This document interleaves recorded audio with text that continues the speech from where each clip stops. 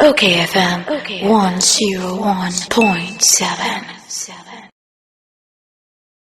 Okay, 101.7 so ni wonu mnyamfo kwadwo opon enkroma eye mrahye badwani a ogina wo ma wofo ase ayerebi MPPD mu Minister for Information na ofo ase ayerebi fo de wo mo se yenimu no wono a no wo de ne ekro ye tinu kra de me kan se nipa kro se de sitie de se wo sika befa forms afa kwato ne magu container na ebeboa ho na ye ni enkomo e wonya fokojo opon kroma me mo ache kwa me juice na say boko na aso e na me adom me de Matias mu on pesi aso campaign yo na enua tax waiver hunsem ena jonjina posi ohwema wakasa wie ya wonu kwa ne ho mfa no wokoya na atisi akire ena wayiyam so aba na asanu pa ne po etisen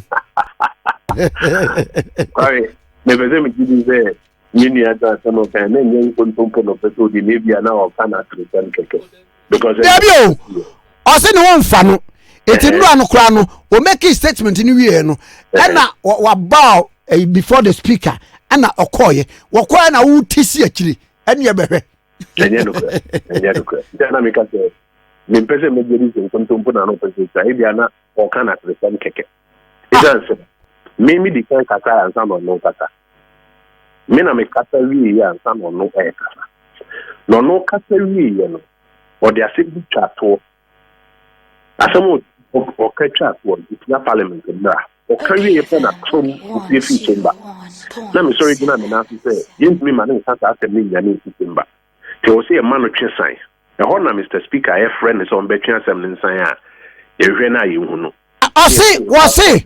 was it what bow before the speaker and sakwan wo pie the speaker ya we say wo pie enye no parliament mra no e kire pefe say untumi nkasa wie wo account de wie no wa sori apie na wo untie de obi ka eno ye friend turning your back to the mace etiamra enti tamo no kasa wie na asem odi twa to a na etiamra no me na me sori dina me na aska say de awa kan na wo so twensan e ho na Mr. Speaker rule is on twensan afi ye hwe na ye hu no na dependency o say oko janai bia kakaba na Mr. Speaker say enkwatwe ne mra ti enkwatwe ne ba ansa na Mr. Speaker make a ruling say yeni sa asem no kan in fi record him ba kwa me yenko yachi me pacho me go opani anti honorable anti na chese ye kire kura sa akwatwe ne bai yes akwatwe ne ba timba but anopai Facebook na ko parliament video ni na wo parliament video no so live but anopai so no wose wono wantwe amachire no wote say speaker hia no to ama ye nyinara yenko video no so we otrofo no say me dance ni wa broche video no da Facebook live parliament say bibi ebe bia no e wo Facebook live ube ko opie ye me na me sorry dina me na so say na asema wa kan no ye ma ne ntwensan na Mr. Speaker rule say asema na o see if you record nim but yen ko fa ne mra muntaka na sorry dina na so kan say ama na so ati say okọ ejanan bia no say o mun ko fa ne mra omkofa no bae osan ba chamber tam owura ho na ni nkofo ni na aboje ne so say ona waba no na obetena obi Mr. Speaker man ruling say asem okan no ye ntwamfi parliament record ne e di asem no me ba e ma muntaka krampo san ka say Mr. Speaker into me massa ruling no e san say parliament mra e ma Mr. Speaker to me man massa ruling no na ye correct muntaka say wo order 6 Mr. Speaker wo ta 2 minutes so to me make is order no asem okokan ya etwato no metre later but me fa nkwachiri mate e dance em na aba your parliament and for the first time in the history of Ghana for the first time in the history of Ghana under Act 865 GIPC mrano ejuma ko bi e friend no Premium Properties Limited and I'm say Platinum Properties Limited o say Platinum Properties Limited. Omaba Parliament say, yemma tax waiver. Na omedwuma omo ba beye no, esom bo e wo Ghana ha say di nyuma beba di sika beba. E de taxes nkwa be $130 million over 10 years ebeba. Inti enimenim ya omo taxes bi also omo tua no. Omo susu say GIPC mra na mo ho kwan say ye sa taxes ne che o mayi no matumi ye adwuma ne ntem no manya mfaso atua ye tax 130 something million over 10 years nti sɛ adwumakuo no ɛna ɛbɛ apply chairman of the finance committee ononyam for sibe yeboa and read the report because near committee akɔhwɛ wie see o read the report no o read the report no wie and me na me second report no me ne second person me kasa na me ka say me ankasa de me nkɔ into we no request at that point no so afufufo be kan ho asɛm but the me person me kan ho asɛm ne the fact say ansa na parliament ebifi san komo we ase no ebi mo twatro ato abonten asɛe nkɔfo adwen asa atro no wo se correct ansa na yefi ase kwano be kai se beye bosomi ni yenuanom dom kuma eba abonten beye didi se omampani adanko akufado wama na konta company tax waiver $28 million so said there who kai sa se me na me bo kwano people man man tax waiver $28 million yeah. If you are saying, Mr. Speaker, any big journey in our say, a Jumana Yababe, the honor will see if you are saying. Because a layer catch a gun of food in our man, Pena Danko Kufado, Ama, na contact tax waiver $28 million. You can't hear your bed 3 weeks down the line, your bid in a parliament say, Yababe consider tax waiver $28 million. A trepe say, they are one who can cover Bontin, a tro. Because say a man a tax waiver that then you fee high in the chamber of parliament then ye. Say am papa so man penia danko akufado ama na konta bi tax waiver $28 million and then juma ya you be asset could tie abetna parliament I say then ye.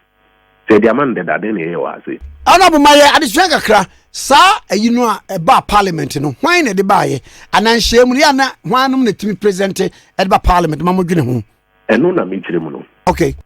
First of all, enye no korese o mampani bia betumi atena ne office emra kwan so no ankasa wa ma obi tax waiver da untumi nya da itia Ghana mra itia article 1742 of the constitution 1992 because about the tax parliament penitumi ye ho adwuma inti o mampani bia ntumi ntena ne office na minister of finance bia na GIPC boss bia ntumi ntena ne office or no ama tax waiver. It is also a press conference. Na upetu minti u Detroit Ghana for say na Akufo-Addo de onyo wa money near anana contact tax waiver $28 million onyo e true because I'm run crampo man who can obey. And ye call record of one of my tax waivers in a year who's our company needing because will be a man a tax waiver. And only first thing. Second thing that meets room say mrakwan so now say parliament. And na eba parliament eba who company now who say who qualify for tax waiver no. We are on krata now they are called GIPC. Who called GIPC under section 26(4) of GIPC Mrano. GIPC board EBT wasem. Omasho on krata says so one passika also the ubabe ye jume more than $50 million. Jumani passe ni benye juma mfasuoni tax abicho nti yemfa net tax nemfemo as a strategic investor no wetumi aye say juma no. Ubekwa kwa kanwa matre GIPC board.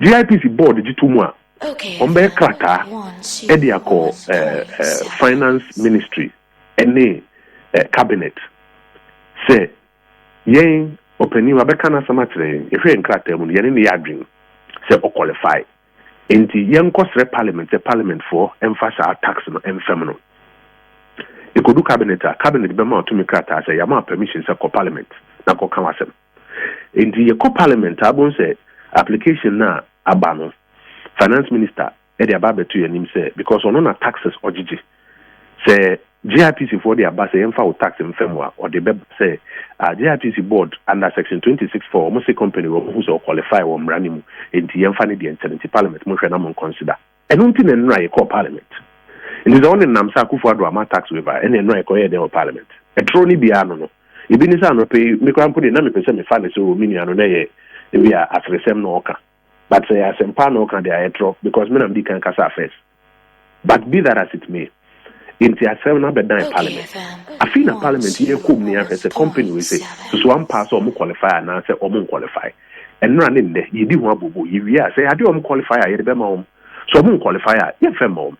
Say if you say your mom a funny traswa, ya be that it will be so. Yeah, until next year you be quite to us parliament here. Then no more make can a meter say.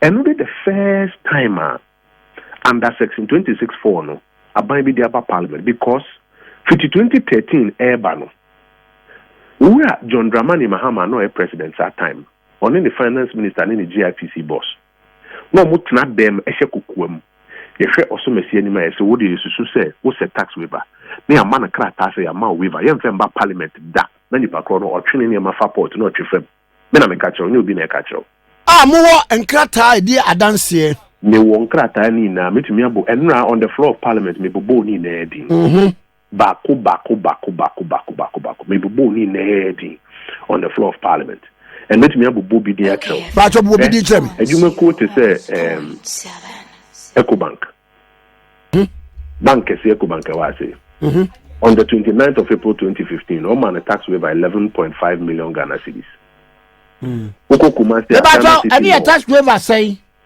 yeah the tax at 11.5 million Ghana cedis on to tax no because wa kokachiro me say or no the so say under section 26 for no say then or qualify say yemfemano tax no yemfenteno or kan ye no finance minister and president Mahama and GIPT boss woman ma parliament woman fa metro bia no mo ate dem no mo SN4 no so piao no de man tax waiver Garden City Mall $45 million tax waiver esin dia ye kan wasem you dia kan wasem ye be 28 Garden City Mall $45 million tax waiver 29th April 2015 de man Gasem Cement 98 million Ghana cedis 29th April 2015 on the man. Hey, say 98 million cedis.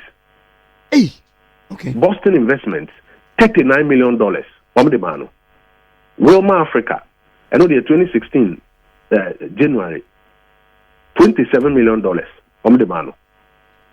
Tank Palace Hotel now airport no. 7 January 2016, Oman a tax over $34 million. About the Ayakan once a micra. Oman firm my parliament. Fre John Janapona Fre, NDC for penny for some Sasma making. And Yanokra. An answer called JIPC. Nakobisa, Senyanokra. Mabani 7, $180 million tax waiver. The man. Oman fan Cochirubia, Omshadem Kukwam no Yensa. Into Massama and Nana Mekan say for the first time. Abayino a constitution no so say sa tax waiver we yem fan check kukum na waka say unia company and our for company wo dia man wo him say the company called Jata Cement Crampo no man tax waiver Jata Cement e bi mu susu say o man panino na busuafo bi ka ho o man panino Mahama na busuafo bi ka ho o man tax waiver yam fan chiro bi a shedem no man tax waiver no. But for the first time, Nana Danko Kufuor Aban the Aba Parliament, say 28 million no, you have two parliament in him. Say you now on if you mano, a ya the mano. Did the can throw no mudu abonteno, or to add the tosumino, one no more tax with them, they shed them, ma parliament book. But for the first time, the Abante, none of several notice on the floor of parliament say, they are at that point, so we are President of the State of the Nation address, one man. Ye ma tax waiver that yam fan ko bebiano said no mu trom ye ma fa porter without taxes now itiamra unconstitutional illegal and ye be stress a parliament e be tun sa fresa wonu mu nyina e de wonu mu e de ma wo no parliament atun sa fro mu nyina ba parliament abetire me kwan a Ghana mrakuni article 1742 de opa frɛ lawyer ni bia na bisa no otofo no je me daze ni wa breche article 1742 da ho no mutina ho yes tax waivers we nyina yam from parliament we are sorry abeka say na tax waivers in Ghana Council na ai gina posse se we no nyina empoko without recourse to parliament abanda da no ya BBNC parliament ho kwan se be say atwamba for ratification eno ye baako eno was say from so was committed in the SY governance of the NDC would me fa me say ani from so we so aba no yem fan just a posse they kind from so dia my I think I heard the right thing. Our company no watch on application. My man kwan so no amra parliament and be kana sem ni nyina mbubu ho asem ne nkan wie. Nti from so bia my they just suppose from so bia be senko. Okay. They to so mienu e no cresem from so aba be senko. Me na nra me te sam from so no to e wo parliament. Na me te ne to no na me san ka say and was say a true nyina ba ne true mu ba. Ye pair. Me na me kan you no ka. Nti no no obekere de enye. Say ye pa. Ye bet to me ratify the omoye no. say ampaye no mo ya adwena ne kwan so ano no ye peso a e betumi take decision say ye ratify na de na nkasa no mo qualify iti amra inti ratification no ka no ye na ye bo nkokokran po say ye wie ade wie a sa companies ni nyinara eni mpanimfo edi enim ye sa de ni nyinara Ghana sika na etwa gu sa no se etwa mu nyina ba na nka ye pa ya ratify ye hwe ne ratify so na ye be bom kaji ses ka na fi omo a ya bom kaji ses ka na fi omo na me even pa me wie ye kra na me lawyer pani ba ko bi frame say constitution na wo kan ye no or say prior approval of parliament Kwame oh me opa meet you or say prior approval of parliament prior approval say what you say Kwame I answer na parliament ebeji atum good there was a parliament ji tum answer na what we aye no correct ko tutu anoma ne ho na wi a wo de abekere Mr Speaker say Mr Speaker we akoko ana say ye den the parliament kra na constitution no krampo no say me kan ni ya emma kwan for ratification because I was saying ka wo ye answer na wa manipa tax waiver no na wan koye na umani pakro tax waiver na otwene ne ma faport ono de ontua tax koto de ne bodwe ono de ontua obi de ontua tax because what they ought to them say under article section 26(4) no qualify wo de amano na wie ne be kan say okay na ye femra parliament for ratification ye no mo bi kan emre ne be so ntia no me kasa wie ye no na John Jina po sore ye no say ono de osusu say company we qualify because a hotel na hotel there me can so no we heard there the mine tank palace any factory Baby and airport hotel yeah we see hotel we qualify but mo na mo hye kokko mu there yen aban so hotel no buy your case qualify so omra parliament no be kana sem we tank palace buy what na hye dem one man tax waiver now we also hotel and qualify then double standard no but for no to nchenti o say we hotel and qualify na ubi abo Shangri-La din me kasa ma mbo Shangri-La din wasu ubi abo Shangri-La din na Shangri-La ya mom tax waiver da man kasa ya ma Shangri-La tax waiver da enti no ono ne no me wodom kumani mu no omo en support request we aba no na sa Akufo-Addo hotel we say there omo support on propaganda politics no was say a phrase to say the first near Kufuor bus Kufuor gallon Kufuor hotel ene ebia ebetimi akasa na do free senior high so what a phrase na say Kufuor hotel and Kufuor gallon Kufuor bus unko kan parliament dawo and the udina ala to me can say Kufuor bus who do in parliament. What do you mean by kind of parliament? Parliament is a house of records, a very serious chamber. In general, I would say, the hallowed chambers of parliament. Yeah. And yet, baby, you bear the same countries, and what did I tell you? When you do, man, go for muye MPs near parliament. Not just a beer, but no, say ye be a grow. Beer a hoot, Sonson, Yankee can some be as a Kufuor gallon, Yankee can parliament, gallon, would be bonidin. All can I say maybe no and not say Kufuor hotel with you Akufo-Addo hotel with you unsupported or can you pen or sorry PA now me sorry many next person I make cast after him now me sorry or casari no men raise the objection no I'm saying Mr. Speaker me objected to some how can say on to me can say Obi hotel OC hotel no say Ghana buying any Obi na Ghana buying through Ghana Infrastructure Investment Fund any private company be na now I be in parliament I said the Johnson be ya the Abidjan Parliament says Akufo-Addo hotel no. To try am piasa, Mr. Speaker, it's ya yamra no, obetwea sign. Order Mr. Speaker rule is on me yadwe. No dani na ni hwe bunkum so honorable member no can say no. On to say ye dani ye ni hwe da ye hu no. Na Mr. Speaker say ba won to me kan asem na won nyane mfi chamber sa. O kan asem wi o so gina wona o tie di obi foforo ka. Nti o we hemfa. Ona muntaka. Ba honorable ba ko amenti ase ne se wo se de dia me ka to se what is a speaker when ne kura say ne won fa no nti kura na mo suspend the debate on that Pullman this thing no into obeba no oba wono so no oba kire se an a phrase no kan no enye unparliamentary said the momo kan nti e nwa se obetwe san ye na or how can say ne ho to no a no obeba parliament na ne ebeko ye be sere so mra Was Mr. Speaker no sorry. Mr. Speaker release because time a memory request say ye man twin sign Mr. Speaker done in ohwe bonkum say or friend no man twin sign no PF chamber. And Mr. Speaker bisa and leadership say munipa no way because to me nkasa na undane wachi mamis in PSA. Now Mr. Speaker ma order say yen twam enfi parliamentary record it should be expunged from the record. That time na on back into the chamber. It should be expunged from the record. Ehona muntaka sorry say Mr. Speaker, Sebi need the meaning is the who to me so be as ma waka no because I expand from the record because Parliament orders no and man who to me. Kwame ye lawyer for orders ni issue.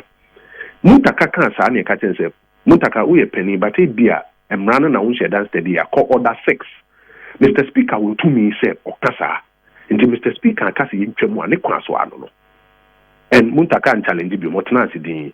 Ye kasa wie na JJ esan back into the chamber.